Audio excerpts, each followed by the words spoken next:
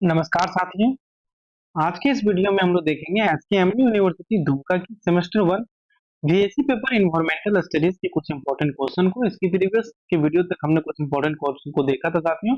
इस वीडियो में हम उसके आगे के क्वेश्चन को देखेंगे जो आपके एग्जाम के पॉइंट ऑफ व्यू से काफी इंपॉर्टेंट होंगे। तो चलिए हम लोग सारे इंपॉर्टेंट क्वेश्चन को देखते हैं साथियों एक एक करके। साथियों इस वीडियो में हम लोग क्वेश्चन नंबर 10 से देखेंगे क्योंकि इसके प्रीवियस के वीडियो तक हमने क्वेश्चन नंबर 9 तक देखा था। तो चलिए देखते हैं क्वेश्चन नंबर 10 को। क्वेश्चन नंबर 10 क्या है सकते हैं कि जल संस्थानों के स्रोतों, इसके उपयोग और अत्यधिक दोहन की समस्या पर टिप्पणी कीजिए। कि क्या बोला गया कि जल संस्थानों के स्रोतों के बारे में आपको बताना है, इसका उपयोग और अत्यधिक दोहन की जो समस्या हो रही है साथियों, इस पे आपको टिप्पणी लिखना है। तो चलिए इसे हम लोग देखते हैं। सबसे पहले जल संस्थान के बारे में हम लोग देखेंगे। साथियों जल संस्थान पृथ्वी पर जीवन के लिए सबसे जरूरी संस्थानों में से एक है। साथियों जो जल संस्थान है साथियों, वो पृथ्वी पर जीवन के लिए सबसे जरूरी संस्थानों में से एक है। पानी का इस्तेमाल पीने, खेती, उद्योग, बिजली उत्पादन और रोजमर्रा के कामों में होता है। तो साथियों क्यों जल संस्थान पृथ्वी पर जीवन के लिए सबसे जरूरी संस्थान है? क्योंकि साथियों पानी का इस्तेमाल साथियों हम लोग पीने, खेती करने, उद्योग करने, बिजली उत्पादन और रोजमर्रा के कामों में करते हैं। लेकिन साथियों आज के समय में जल का अत्यधिक दोहन हो रहा है, जिससे जल संकट बढ़ता जा रहा है। अभी जल का दोहन, अत्यधिक अत्यधिक दोहन कैसे हो रहा है, ये सारी चीजें हम लोग देखेंगे साथियों। इसका उपयोग किस प्रकार से किया जा रहा है, सभी चीजों को देखेंगे। तो सबसे पहले आप समझिए कि जल संस्थान जो है साथियों, हम लोग तो बचपन से ही पढ़ते आ रहे हैं कि जल ही जीवन है। तो उसी प्रकार साथियों कि जल संस्थान पृथ्वी पर जीवन के लिए सबसे जरूरी संस्थानों में से एक है।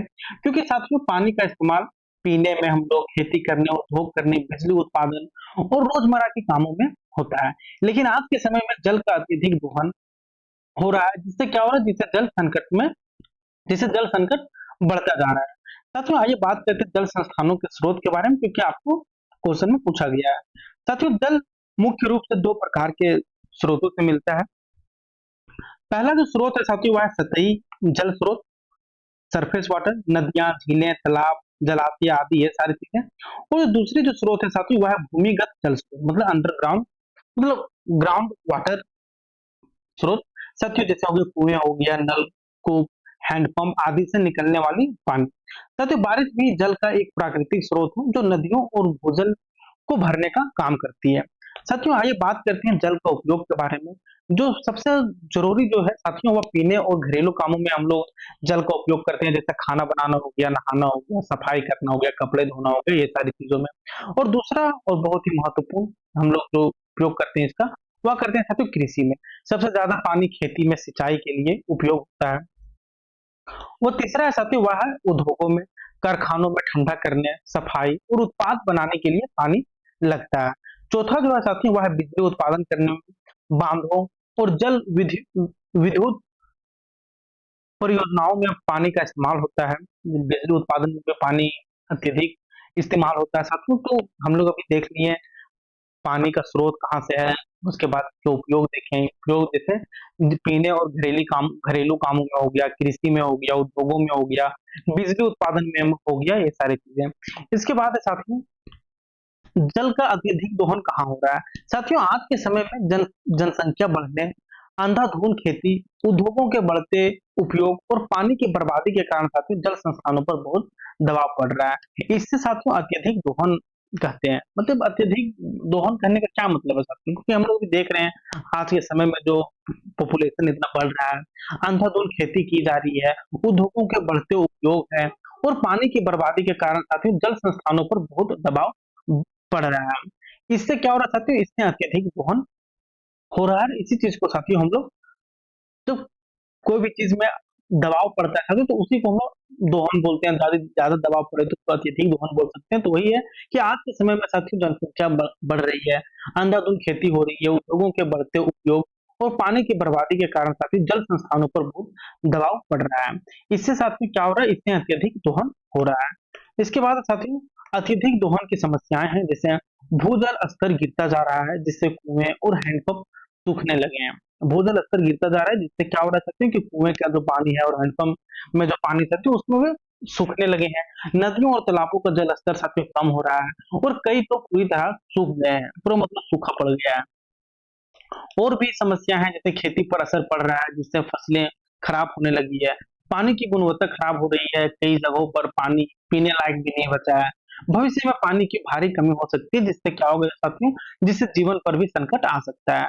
साथियों, क्या है देखिए, जल हमारे जीवन के लिए अनमोल है, लेकिन इसका अत्यधिक और गलत तरीके से उपयोग आने वाली पीढ़ियों के लिए यह खतरा बन सकता है। देखिए साथियों, जल हमारे जीवन के लिए तो अनमोल है ही साथियों, लेकिन क्या है कि इसका अत्यधिक और गलत तरीके से उपयोग साथियों आने वाली पीढ़ियों को नुकसान पहुंचा सकती है और उसको खतरा का सामना करना पड़ सकता है। साथियों, हमें जल का संरक्षण करना चाहिए, वर्षा जल संचयन को अपनाना चाहिए और पानी को सोच समझ के खर्च करना चाहिए, ताकि साथियों यह अमूल्य संस्थान लंबे समय तक हमारे साथ बना रहे।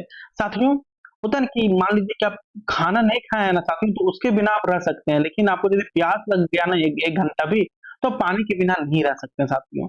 तो साथियों, हम लोग बचपन से पढ़ते आ रहे हैं कि जल ही जीवन है। सच में साथियों, जब आप कभी मान लीजिए कि आप गर्मी के दिन में बहुत महसूस किए होंगे, कितना आपको प्यास लगता है बार-बार, और आपको क्या सभी को लगता है, तो हम लोग को जल को उपयोग कीजिए, कोई दिक्कत थोड़ी है, जल को उपयोग कीजिए। लेकिन आप बहुत जगह देखते हैं कि पानी को ना मतलब बेवजह बहाया जा रहा है, बेवजह यूज़ किया जा रहा है, कोई मतलब नहीं है।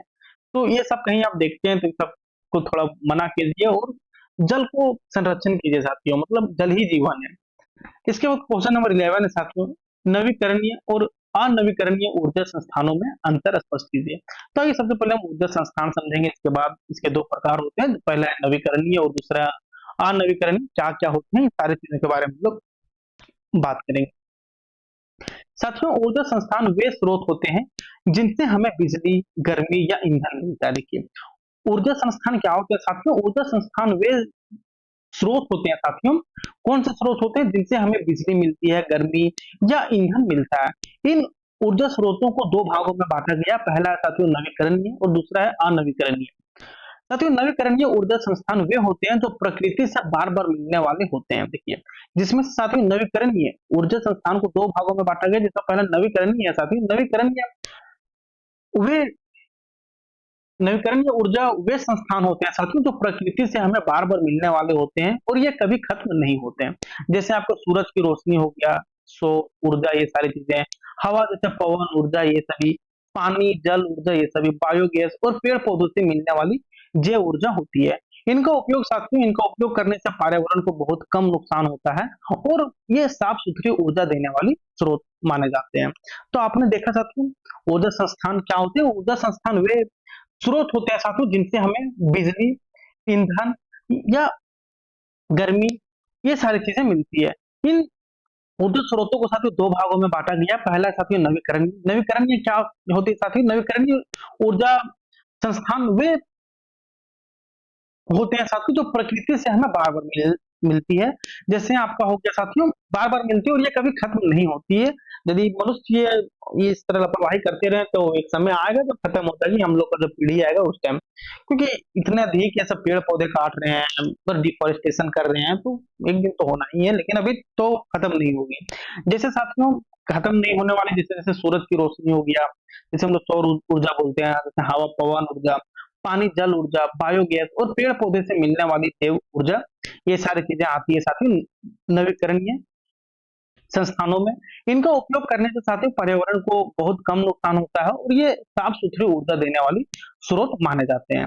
तो ये हम लोग देख रहे हैं साथियों ऊर्जा संस्थानों के जो पहला जो भाग था साथियों नवीकरणीय, और जो दूसरा है साथियों अनवीकरणीय। अनवीकरणीय क्या है साथियों, अनवीकरणीय ऊर्जा संस्थान वे होते हैं जो प्रकृति में बहुत धीरे धीरे बनते हैं और यदि एक बार इनका उपयोग कर लिया जाए तो दोबारा जल्दी नहीं बनते। देखिए, जैसे दोबारा नहीं बनते कहने का मतलब कि कोयला हो गया, आपका पेट्रोल हो गया, डीजल हो गया, ये सारी चीजें हैं ना साथियों, वो प्राकृतिक गैस है, प्राकृतिक पदार्थ है।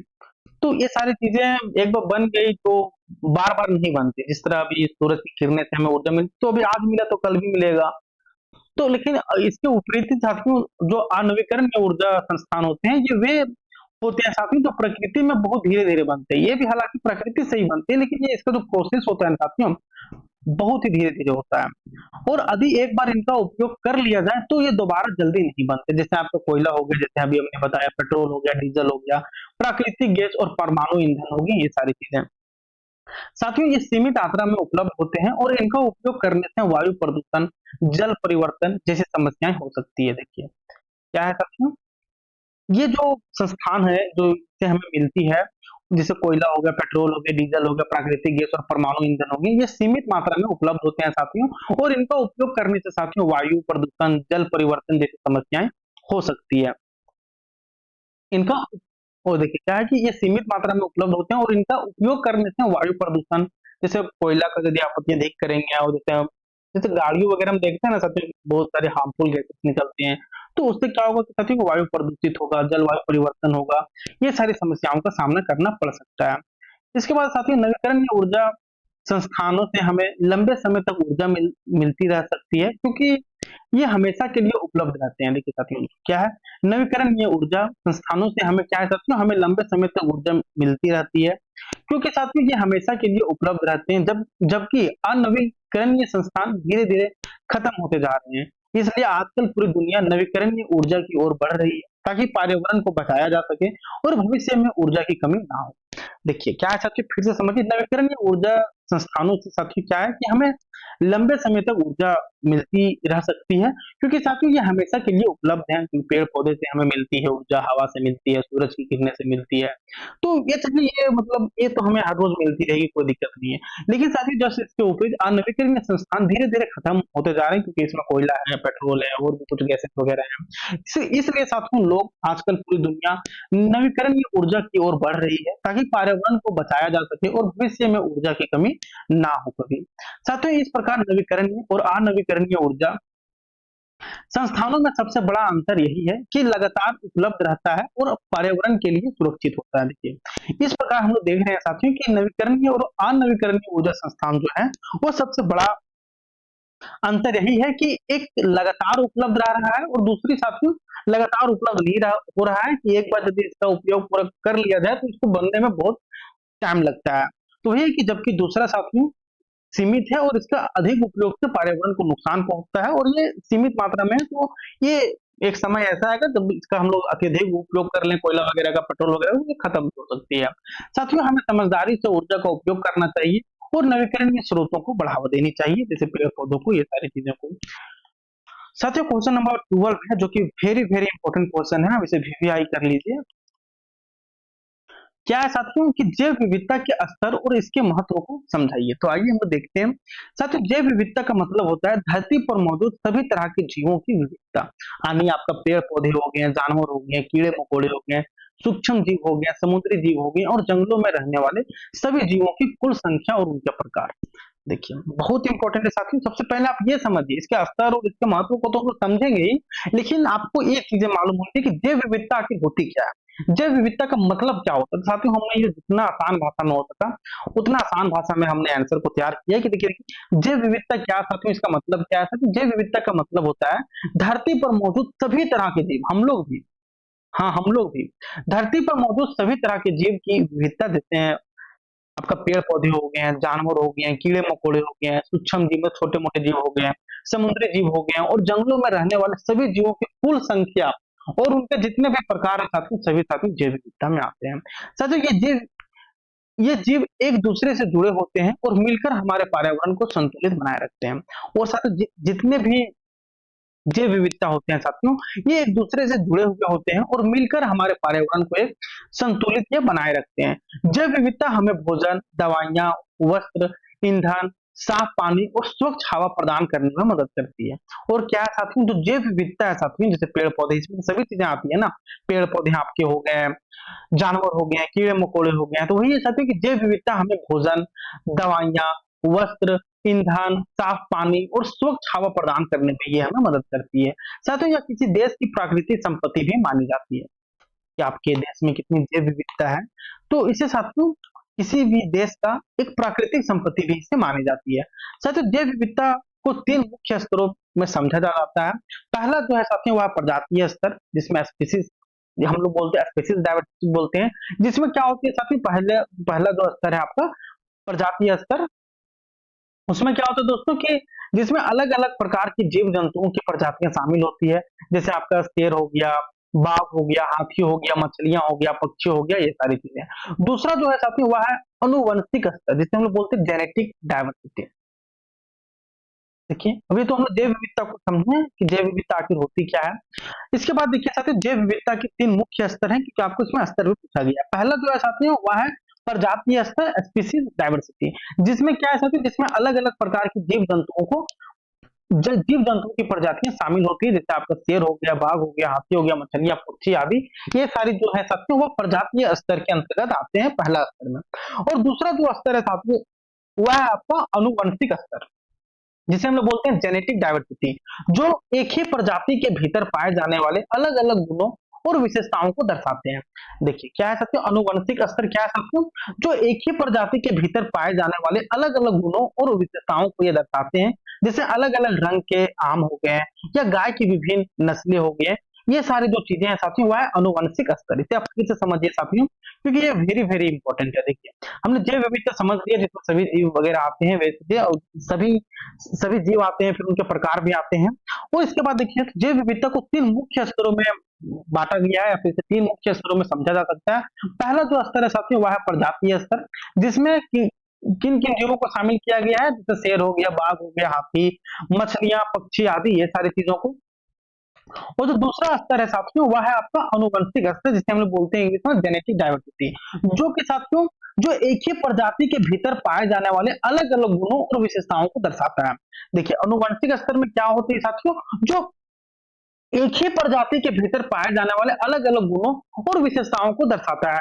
जैसे साथियों अलग अलग रंग के आम हो गए आप जैसे देखिए जब कच्चा हुआ रहता है तो हरा दिखता है पक जाने के बाद पीला टाइप में या फिर रेड टाइप में दिखता है तो वो आम की ही प्रजाति है ना तो उसे जो है साथियों जब एक ही प्रजाति के भीतर पाए जाने वाले अलग अलग गुणों और विशेषताओं को दर्शाने वाली चीजों को रखा जाता है तो उसमें जो जिस स्तर में रखा जाता है उसे बोलते हैं हम लोग आनुवंशिक स्तर तो वही है दूसरा जो स्तर है वह है आनुवंशिक स्तर जो एक ही प्रजाति के भीतर पाए जाने वाले अलग अलग गुणों और विशेषताओं को ये दर्शाते हैं जैसे आपका अलग अलग रंग के आम हो गए या गाय की विभिन्न नस्लें हो गए इससे जैसे आप गाय में भी देखते होंगे साथियों तो देखते हो गाय जिस तरह है तो उसका बछड़ा उस तरह नहीं रहता है मतलब जैसे मान लीजिए कि कोई गाय पूरा व्हाइट कलर का है तो देखते हो गोल मटोल या फिर रंग बिरंगे टाइप में आ सकता है रंग में चितकाबर टाइप में जो हम लोग गांव वगैरह में बोलते हैं उस प्रकार से तो अब जैसे गांव के हो गए तो आप सुने होंगे कि बछवा उला बोल है इस प्रकार में तीसरा जो स्तर है साथी वह है प्राकृतिक स्तर जिसको हम लोग इकोसिस्टम डाइवर्सिटी बोलते हैं जिसमें साथी जिसमें विभिन्न प्रकार के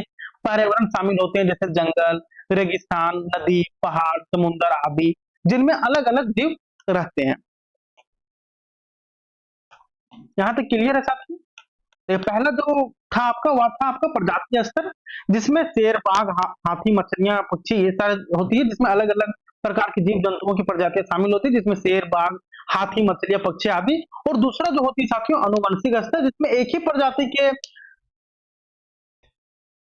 भीतर पाए जाने वाले अलग अलग गुणों और विशेषताओं को दर्शाने वाले जीव को शामिल किया गया है जैसे अलग अलग प्रकार के रंग के आम हो गए या गाय की विभिन्न नस्लें हो गई ये सारी चीजें और जो तीसरा जो है साथियों स्तर वह है प्राकृतिक स्तर इकोसिस्टम डाइवर्सिटी जिसमें साथियों विभिन्न प्रकार के पर्यावरण शामिल होते हैं जैसे आपका जंगल हो गया रेगिस्तान हो गया नदी हो गया पहाड़ हो गया समुद्र हो गया आदि हो गया जिनमें अलग अलग जीव रहते हैं तो हम उम्मीद करते हैं साथियों कि जैव विविधता क्या होती है जैव विविधता के 3 स्तर जैसे प्रजातीय स्तर जिसमें अलग अलग प्रकार की जीव जंतुओं की प्रजातियां शामिल होती है वे सारी चीजों को रखा जाता है जैसे शेर बाघ हाथी मछलियां पक्षी आदि ये सारी चीजें और जो दूसरा स्तर है साथियों अनुवांशिक स्तर जिसमें साथियों एक ही प्रजाति के भीतर पाए जाने वाले अलग अलग गुणों और विशेषताओं के जीवों को रखा जाता है जैसे अलग अलग रंग के आम हो गए या गाय की विभिन्न नस्लें हो गई ये सारी चीजें और जो तीसरा स्तर है साथ ही वह प्राकृतिक स्तर हो गया जिसमें विभिन्न प्रकार के पर्यावरण शामिल होते हैं जैसे आपका जंगल हो गया रेगिस्तान हो गया नदी हो गया पहाड़ हो गया समुद्र हो गया आदि जिनमें अलग अलग जीव रहते हैं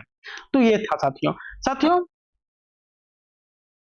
जैव विविधता का हमारे जीवन में बहुत महत्व है यह हमें भोजन दवाइयां और प्राकृतिक संस्थान देती है यह पर्यावरण को संतुलित रखने में भी मदद करती है जैसे पेड़ हवा को साफ करते हैं मधुमक्खियां फूलों से पराग लेकर फल और बीज बनने में मदद करती है साथ दिक्कत ये हो रही है ना साथियों कि देखिए चार्ज दिख ही नहीं रहा है जिसकी वजह से ना हम एक लंबा क्लास ले ही नहीं सक रहे हैं लेकिन देख रहे हैं, देखिए अब क्या होता है, बहुत जल्द चेंज करेंगे या फिर रिप्लेस करेंगे। क्या साथियों, जैव विविधता का हमारे जीवन में बहुत महत्व है। यह हमें भोजन, दवाइयां और प्राकृतिक संस्थान देती है। यह पर्यावरण को संतुलित रखने में भी मदद करती है, जैसे पेड़ हवा को साफ करते हैं, मधुमक्खियां फूलों से पराग लेकर ले जाकर फल और बीज बनने में मदद करती है, और कई जीव मिट्टी को उपजाऊ बनाते हैं। इसके अलावा जैव विविधता प्राकृतिक आपदाओं, बीमारियों और जलवायु परिवर्तन से लड़ने में भी मदद करती है।